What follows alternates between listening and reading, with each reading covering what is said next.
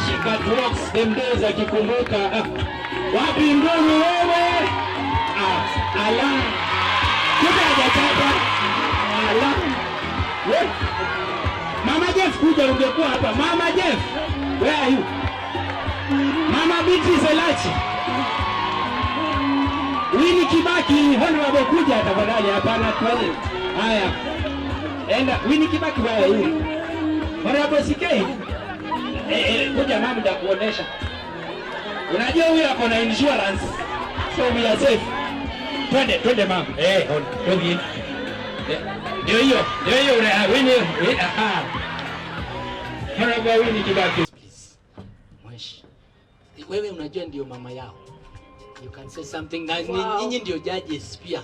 Okay, yeah, I think I should give this back to Mama Dago. So thank you very much. You've heard the story. Mumesikia hiyo story? Ina relate na mtu hapa? Ina relate na mtu hapa? Lakini umeona they have overcome. Kabisa.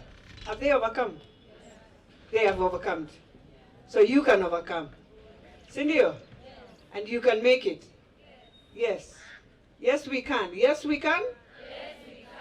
Yes we can. Yes we can. That's why I decided today, as we celebrate International Women's Day, we listen to the stories. So that when you're in school, number one, you should know you are safe. Number two, you should never carry hiyo vitu yote mnabeba kwa kichwa. Kuanzia leo tunaambia kichwa ibaki, kichwa ya shu. Hiyo maneno mingi unabeba ati maadhi wali sijui fanya nini, sijui maadhi hapajapata hii. We Mungu amesema unakaa Lavington Girls, utulie, usome, ukue kama mama yetu, Mama Esther, Mama Ta. Unaona hii mataa wanaume wanajifanya nayo siku hizi. Wakati alikuwa anaitwangwa Mama Ta, aliingia Madhari. Akaweka taa ya kwanza huko.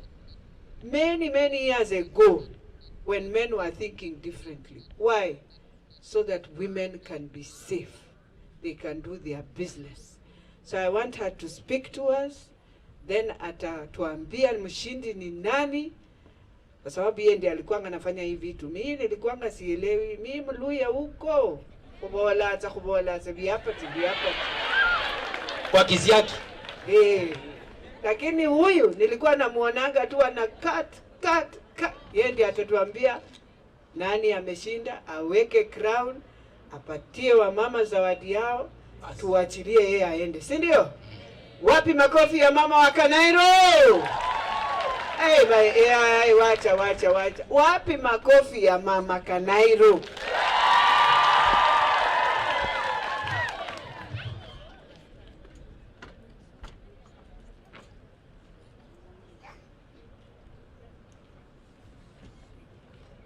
Mimi mama yangu alijaribu hiyo kwa ndoto.